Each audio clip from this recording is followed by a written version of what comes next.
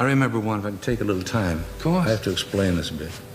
We were doing a shot supposedly on the beach. This was in a sound.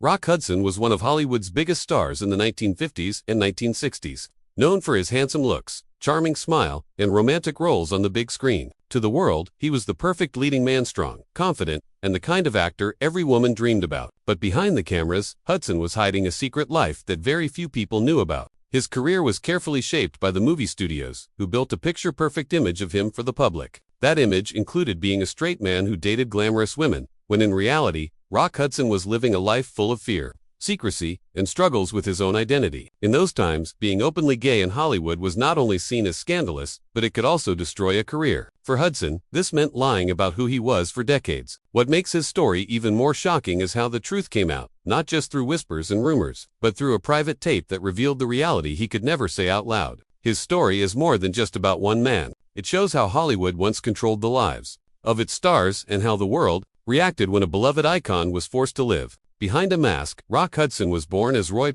Harold Shearer Jr. in 1925 in Illinois. His childhood was far from glamorous. His father left the family when Roy was young, and his mother later remarried, giving him a stepfather who was often strict and sometimes abusive. Roy struggled with self-confidence, especially because he had trouble speaking in public. He stuttered and found it difficult to memorize lines, which later became a big challenge for someone who dreamed of acting. But even with these difficulties, he held on to the hope of becoming a star. As a teenager, Roy worked ordinary jobs, but he secretly wished to break free from his small-town life. He loved movies and admired actors who seemed larger than life. After serving in World War II, he moved to Hollywood with nothing more than a dream. He was tall, broad-shouldered, and extremely handsome, but he had no connections, no training, and no money. Yet, those looks caught attention. A chance meeting with a talent agent changed his life forever, setting him on the path to becoming Rock Hudson, the man the world would know. But to achieve that dream, he would need to give up more than just his real name. He would need to give up his real self. When Roy first arrived in Hollywood, he faced rejection after rejection. Casting directors thought he was too stiff, too inexperienced, and his speech problems made it hard for him to deliver lines. But his good looks kept people interested in him. Finally, Universal Pictures took a chance on him. But they knew Roy Shearer wasn't the kind of name that would shine on movie posters. They decided to change it. That's how Rock Hudson was born, a name that sounded strong, masculine, and unforgettable. Hudson was then put into a strict training program where he was taught how to speak better, how to walk like a leading man, and even how to smile for the cameras. The studio shaped him into the perfect star. However, along with acting lessons came strict rules. He was told what to wear, how to behave, and who to be seen with in public. His private life was no longer his own. Rock Hudson was now a product of Hollywood, and his every move was carefully watched. Deep down, he knew that if anyone discovered the truth about his sexuality, his entire career could collapse. This pressure forced him to live a double life, where he smiled for fans but hid a secret that could destroy everything he had worked for. Rock Hudson's career began to take off in the 1950s. He starred in romantic dramas and comedies, often playing the role of the perfect husband or boyfriend. Audiences loved him, and soon, he became one of the most bankable stars in Hollywood. Films like Magnificent Obsession and Giant, where he acted alongside Elizabeth Taylor and James Dean, made him a household name. By this time, Rock Hudson was one of the highest-paid actors in the industry, but with fame came even greater control from the studios. Reporters constantly asked him about his love life, and the studio made sure he was always photographed with beautiful women. These relationships were carefully staged, sometimes with actresses who were also under contract. Behind the scenes, however, Hudson's close friends and some insiders knew the truth. Rumors about his sexuality circulated in Hollywood, but in that era, it was considered dangerous gossip. Magazines like Confidential threatened to expose stars if they didn't play by the rules. For Rock Hudson, keeping his image safe meant agreeing to whatever the studio wanted, even if that meant living a lie. To the public, he was the dream man. To himself, he was trapped in a role that he couldn't escape. In the 1950s, the pressure to keep up appearances reached its peak. Reporters and gossip magazines were digging deeper into Rock Hudson's personal life, and there were whispers that his secret might come out. To silence the rumors, his agent and the studio arranged for him to marry his secretary, Phyllis Gates, in 1955. On the surface, it looked like the perfect Hollywood love story. The press celebrated their wedding, and fans believed Rock Hudson had finally settled down. But in reality, the marriage was never built on love. Gates later admitted that she did care for him, but Hudson was never truly in love with her. Within a few years, the marriage began to fall apart, and in 1958, they divorced. For Rock Hudson, this marriage was more of a shield than a relationship, a way to protect his career from being ruined by the truth. Even after the divorce, he continued to date women publicly, always with the cameras watching. Meanwhile, he carefully hid his real relationships with men, fearing exposure. This double life took a heavy toll on him, but at the time, it was the only way he could continue working in Hollywood. His entire career depended on keeping up the illusion.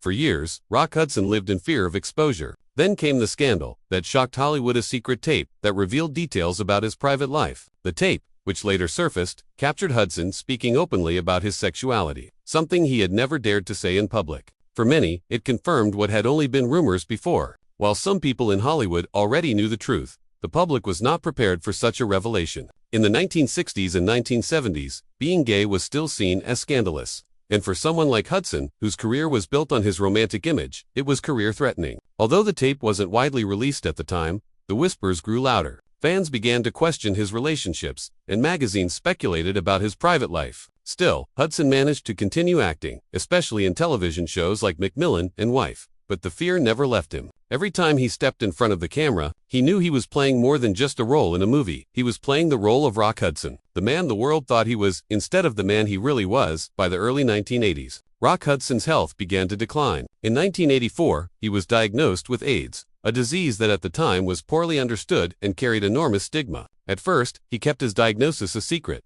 telling only his closest friends. But as his condition worsened, the truth came out. In 1985, the world was shocked when it was revealed that Rock Hudson, the beloved Hollywood star, was suffering from AIDS. For many people, this was the first time they had heard of the disease. Hudson's diagnosis brought attention to an epidemic that was killing thousands but was rarely talked about in the media. His illness forced the world to confront not only the reality of AIDS but also the prejudices and fears surrounding it. When Hudson appeared publicly for the last time, his appearance shocked fans. He looked frail and weak, far from the strong leading man they remembered. Yet, by going public with his illness, he helped change the conversation about AIDS. He became the first major celebrity to admit he had the disease, and his courage opened the door for greater awareness and compassion. Rock Hudson passed away in October 1985, at the age of 59. His death was a major turning point, both for Hollywood and for the world's understanding of AIDS. While his career had been built on hiding the truth, his final years revealed the reality he had spent a lifetime concealing. In many ways, his legacy is not just about the movies he made, but about the impact his illness had on public awareness. After his death, more people began to talk about AIDS openly, and research into the disease gained new urgency. Hudson's friends, including stars like Elizabeth Taylor, went on to become strong advocates for AIDS research, raising millions of dollars to fight the epidemic. Today, Rock Hudson is remembered as a talented actor and a symbol of the struggle faced by many who had to hide their true selves in order to survive in a world that was not ready to accept them. His story is both tragic and inspiring, a reminder of how far society has come and how much one man's life and death can change the world. The life of Rock Hudson is a story filled with success, secrets, and sadness. He was one of the most admired men of his time, yet he lived in fear of being discovered. His story shows how Hollywood once demanded perfection, even if it meant forcing stars to hide their true selves. Hudson's private life was sacrificed so that his public image could remain untouched. But in the end, the truth found its way out.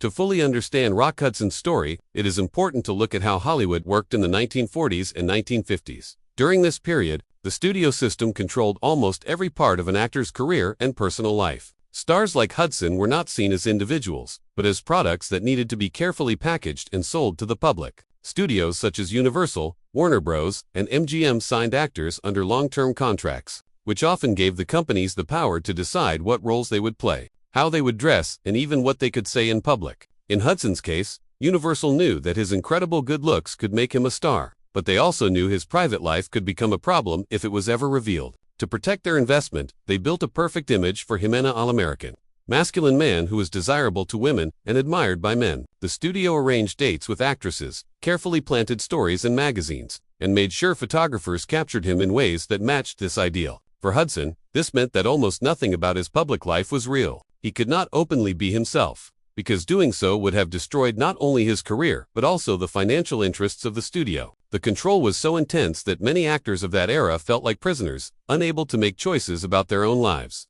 Hudson's struggle was not unique, but his fame made the mask he wore heavier than most. The marriage between Rock Hudson and Phyllis Gates remains one of the most discussed chapters of his life. At the time, Hudson was becoming a huge star, and rumors about his sexuality were spreading quickly in Hollywood circles. Gossip magazines were threatening to print stories, and Universal feared a scandal could ruin him. To protect his career, Hudson's agent, Henry Wilson, came up with a solution: a marriage that would silence the whispers. Phyllis Gates was Hudson's secretary, and while some say she was unaware of his sexuality when they married, others believe she might have known but hoped the relationship could still work. For a brief time, the marriage gave Hudson the appearance of a normal, happy life. The press published glamorous photos of the couple, showing them smiling together at public events. But behind closed doors, things were different. Hudson spent much of his time away from home, and Gates later admitted she felt lonely and confused about their relationship. In her autobiography, she wrote about how she once confronted Hudson, asking him directly if he was gay. Hudson denied it at the time, but the tension between them only grew.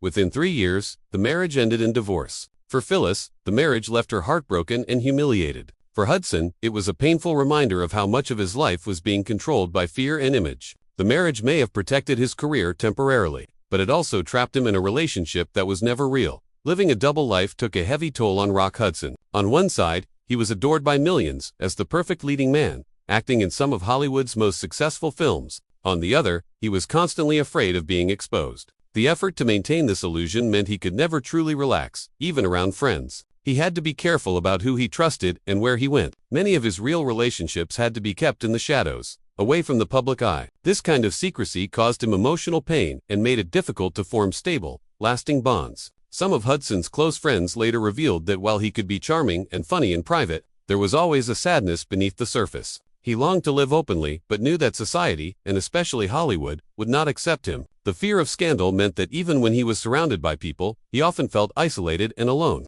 This isolation grew heavier with time, and it shaped the way he lived until the very end. Hudson's story is a clear example of how fame can look glamorous from the outside but be filled with loneliness behind the scenes.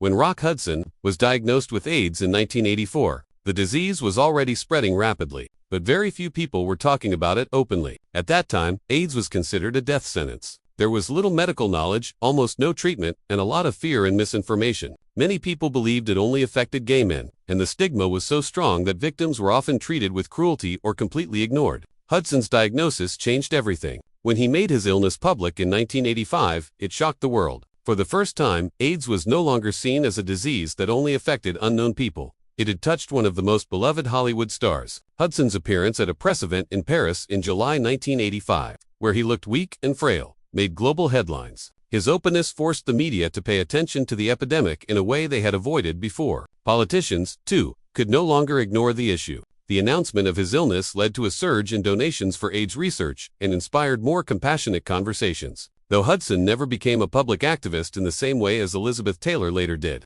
his mere admission of the disease broke down walls of silence. In his final months, he unknowingly became a symbol of awareness and change, helping the world understand the human cost of AIDS. One of the most powerful outcomes of Rock Hudson's illness was the impact it had on his close friend Elizabeth Taylor. Taylor and Hudson had starred together in Giant, and their friendship lasted for decades. When Hudson went public with his diagnosis, Taylor was devastated, but she quickly turned her grief into action. At the time, few celebrities were willing to talk about AIDS because of the stigma attached to it, but Taylor, inspired by Hudson's suffering, became one of the first major stars to openly fight for AIDS research and awareness. She co-founded the American Foundation for AIDS Research (AMFR) in 1985, which went on to raise hundreds of millions of dollars to help those affected by the disease. Taylor used her fame and influence to bring attention to the epidemic, speaking at events, lobbying politicians, and challenging the silence that surrounded the crisis. While Rock Hudson may not have lived long enough to see the progress made in AIDS treatment and awareness,